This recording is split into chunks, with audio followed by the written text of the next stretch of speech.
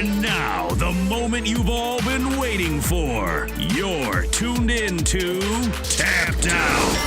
Hosted by Brendan Tobin and Sean Levine. Only on the BetQL Network. Welcome back into Tapped Out here on the BetQL Network. And stealing the fight news all week long has been the PFL. So, well, who better to bring on than Sean O'Connell, the voice of the PFL, joins us on the BetQL Network. The big news this week, obviously, Jake Paul is now part of the promotion. How did this go down? And is this something that just came about, or has this been in the works? Well, something this big has obviously been in the works for probably longer than even I knew about it. But got across the finish line very recently. And the big bosses at the PFL have teamed up with Jake Paul to hopefully create something really new and interesting in the world of mixed martial arts, which is what, the PFL is really all about: innovation in a space that I think still needs some innovative minds and some talents. And really excited to see what Jake can do to add value to our product at the PFL.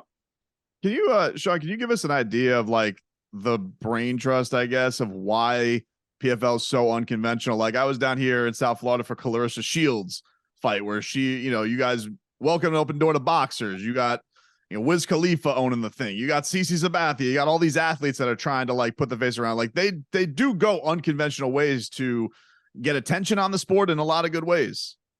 Yeah, it's interesting because you just threw out a bunch of sports people as examples, and yet we call them like, it's unconventional to have sports people involved in a sport. That's what has happened though in mixed martial arts. Is it's been monopolized for so long, and we've been at the whims of like, all right, is this a real league over in the UFC? Is this the WWE? Is it entertainment? Is it sports?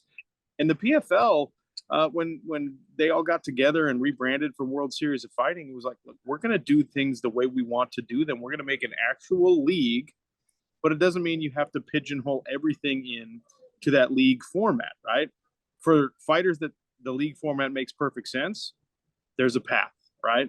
For fighters who are more like Jake Paul, who are dipping their toe in the water and they already have a big following and they'd rather do a super fight, or they'd rather do kind of a pay-per-view situation, it makes sense. For fighters who have built themselves into a brand like Kayla Harrison and maybe have evolved to some level beyond the league format, a super fight division makes sense. So the PFL creating multiple verticals, doing the Challenger Series, doing PFL Europe, doing now a super fight division, while still staying true to the league format, is kind of the core of what we're going to keep doing year after year after year. Have a regular season, playoffs, and a championship, and have that be the foundation for everything this does. I mean, to me, it's why I like working for the company, because you have that consistency, you have that kind of proven methodology, and something that average sports fans can understand and they can get behind. But there's opportunities to participate in some of these other things. There's opportunities to grow the brand overseas. There's opportunities if you're someone who knows, like, look, I'm not going to get invited to the regular season yet because I'm still early in my career. That you can jump on with the Challenger Series or something like that. So there's a little something for everybody, from a fighter perspective, from a fan perspective. I like that. Talking with the voice of the PFL, Sean O'Connell, here on Tapped Out. You mentioned the brand. How much is the Jake Paul move for the brand? Obviously, he's got this huge social media following. How much do you think the move to bring him in isn't just, okay, maybe at some point this guy can become a good fighter and an advocate, but it's just going to get a bunch of eyeballs on us? I think, look, in the short term, it probably is very much about getting eyeballs on things that the PFL has already established. In the long term, you've got a guy who has proven a lot of doubters wrong, proven a lot of haters wrong, is still only 25 years old. Whether you love him or hate him, is very clearly dedicated to improving himself in the world of combat sports, takes his training pretty seriously, and is very, very savvy with all of his business moves. So I think in the short term, it makes sense on the exposure front. And in the long term, we will see, right? Because how many people have we gotten excited about in the world of combat sports because they're good looking, or because we saw them as a great boxer, or saw them as a great kickboxer, they were national champion, wrestler, they were an Olympian in something, then they come over to mixed martial arts and then it just doesn't translate. That very easily could happen to Jake Paul, right? But he's willing to risk it. He's willing to step in against Nate Diaz, who's bona fide, who's proven time and time again. That's who he wants to fight. That's who this 25-year-old 0-0 kid wants to fight, is one of the baddest, most gangster fighters that has ever existed in this sport. It's a real offer. He's really willing to do it. So the rules are a little bit different when you're talking about Jake Paul. Do you think from this standpoint, like, does mixed martial arts do a better job though of embracing people who are just trying? Like, because I feel like for boxing, I felt with Jake, being at a lot of, covering a lot of his events, been to some of his events, like, I don't feel like boxing's ever going to give him credit. They're always going to look for him to do something, prove this, do it against a real boxer. With mixed martial arts, like, you guys embraced Clarissa Shields coming on over, Kimbo Slice, headline cards and opened a lot of eyes. Like, MMA feels like they handle this a lot better, and I feel like he's almost going to get more respect for doing this than he would have if he kept going with boxing or keeps going with boxing. I hope. Look, I don't know exactly how Jake's going to approach matchmaking, training, his first fight. I hope he does all those things the right way. I can't speak for him. Hopefully, you get a chance to talk to him, and he can clarify kind of the long-term plan with all that kind of stuff. But something that the MMA community is actually pretty good at is, even though there's a bunch of fans who like to be keyboard warriors and things like that, folks who are actually in the know, folks who actually have spent time in gyms, understand how risky it is, how scary it is, how difficult it is to try and master this incredibly complicated skill set that, one thing interplays off another thing. You get your boxing dialed in, and now you're going against someone who's just going to take you down. So your boxing doesn't matter. So you better be good at wrestling. You better be good at jiu-jitsu. You better be good at judo. And now you better have, some quality Muay Thai and all this kind of stuff. One thing that the MMA community is really good at is, even if you don't like somebody, even if you root against them and you don't like the way that they talk, you don't like the way that they brand themselves, for the most part, if you're willing to get inside of a cage and you're willing to risk that, the embarrassment that comes with losing, the difficulty of being exhausted and just, scared and all that kind of stuff, for the most part, the community actually gives you a little bit of a pass and said, you didn't win, it wasn't great, but we respect it, you tried. And they probably do that more than boxing, because boxing is cluttered and sort of corrupted by like hundreds of years of purists and unwritten rules and all this stuff that truly doesn't translate or matter in combat sports anymore. But because of the tradition and because of the bygone era of boxing that we all wish the sport would return to, people can't just let it be what it is now, which is another form of entertainment.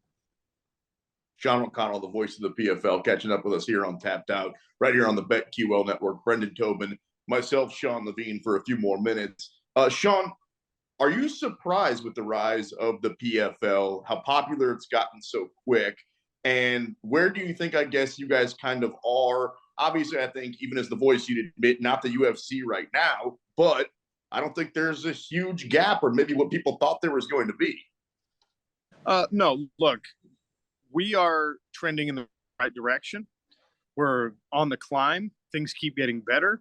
Our fight roster gets better every single year. And look, that's hard for me to say because I was part of the first season, right? And I look at it now and I'm like, wow, yeah, the roster's better. When I'm not part of the roster's better than it used to be, right? Signing bigger names every year, getting better fights every year, getting better broadcast deals every year, better broadcast positions every year. In 2023, we're going to be on main ESPN again, double-digit times. You got PFL Europe launching, all this stuff. We are trending in the right direction. Things are going the way they're supposed to be going. I don't know how clear that is for the UFC, right?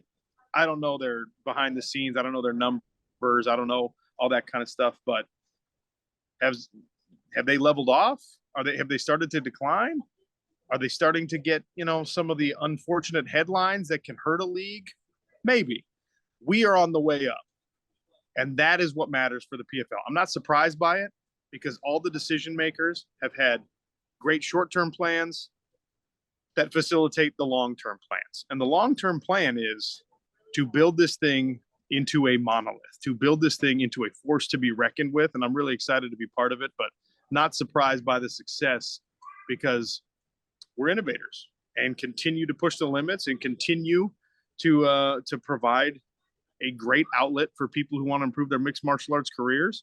And 2023 is going to be the biggest year for that, because what you're going to see with the addition of Jake Paul, with the pay-per-view division that is a true 50-50 split, all of the people in mixed martial arts that have for years been lamenting fighter pay and have been talking about, I don't make enough money, I sell and they still don't compensate me.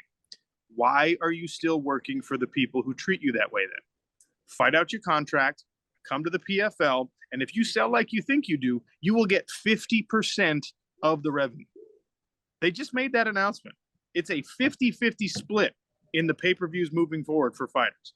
If that's really who you are, as a brand, as a fighter, as a product that people want to watch on their television, why are you still crying and complaining about being underappreciated elsewhere? Come to a place where people appreciate you. That's why the PFL is in a good spot and will continue to move forward. Sean, one of the most stunning things this year was Kayla Harrison losing. How do you think she goes about this year? I know speaking with her leading up to that, she was a little exhausted from the schedule and it's a lot of pressure on her. She puts a lot of pressure on herself. How do you think she bounces back from her first loss? I don't know. I haven't had a chance to really sit down and speak with Kayla at length since that happened. I feel like we have a good rapport. I consider her a friend. I'm proud of everything she's done, including how she handled the loss. You're not truly a mixed martial arts fighter until you bounce back after a loss, in my opinion. Being a front runner, being someone who demolishes all of your opponents, being someone who's unchallenged, I never experienced that, but I'm sure it's great. I'm sure it's fun. I'm sure, in some ways it's easy. Obviously, putting yourself in those shoes is not easy, but when you compete and you dominate, that's great. But who are you when things don't go your way? That's something you have to find out as an athlete, as a fighter, as a competitor in any sport. Now we find that out about Kayla Harrison. And everything I know about Kayla, I think we're going to get a better version of her, a more enthusiastic version of her, a hungrier version of her. I think we probably have 4 more fights from her maximum in her career before she rides off into the sunset and focuses on being a mom and doing things that she wants to do with her foundation and all that kind of stuff. But the competitor that Kayla Harrison is, I think we get the best version of her next time out, whenever that is. Sean, before we get you out of here, I got to ask you this. A little bit of a swerve. You're a Utah guy. You kind of ventured into the Woj bomb territory this summer with the Rudy Gobert, Donovan Mitchell thing. Yeah. How was that going into kind of news breaking mode? And what have you made of all the drama and the fallout from that? Because that was juicy stuff that was out there that you put out there. That was the fallout from that was crazy. I have tweeted and posted many thousands of times as a member of the media / professional athlete and competitor myself at one point, and nothing got the reaction that got. Nothing came close to the reaction that got. And people were like, you're lying about this. You're not a real source. I'm like, look, I know that these conversations happen, whether you want to accept that or not, because I'm an MMA guy, not a basketball guy. That's fine. The fallout was hilarious. There were a lot of people, even though it took longer than I expected it to, and ultimately the whole thing blew up. Quinn Snyder no longer the coach, Rudy Gobert no longer in Utah, Donovan Mitchell no longer in Utah. So what I said was probably going to happen ended up happening, but it took a lot longer than people thought. So folks came back after the fact and was like, see, you were wrong about that. And I was like, oh, okay, was I though? But yeah, it's one of those things. I wouldn't want to be breaking news guy as a career. I respect the heck out of Schefter and Woj and all the people that do that. I'm glad that that's not me. That's not the lane that I stay in for the most part. If I ever get anything big, I'm going to drop the bomb. Whether you decide to believe me or not is all on you, but that was a wild experience. Well, we appreciate the time, Sean. Thanks so much for joining us. We appreciate it. We're looking forward to the season of PFL, man. This is it's an exciting year. It's fun going to your shows too, but looking forward to everything you guys got coming up. And that doesn't look like Utah behind you, so enjoy your vacation. Yeah, I'm in Mexico right now. Challenger Series begins on Fubo TV January 27th. We're down in Florida again, so hopefully I see you guys.